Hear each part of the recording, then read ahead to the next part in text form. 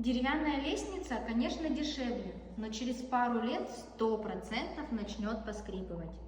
Монолитная лестница, конечно, выйдет немножко дороже.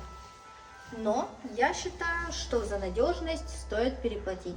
А еще монолитная лестница – это простор для вашей фантазии, потому что вы можете сделать абсолютно любую облицовку.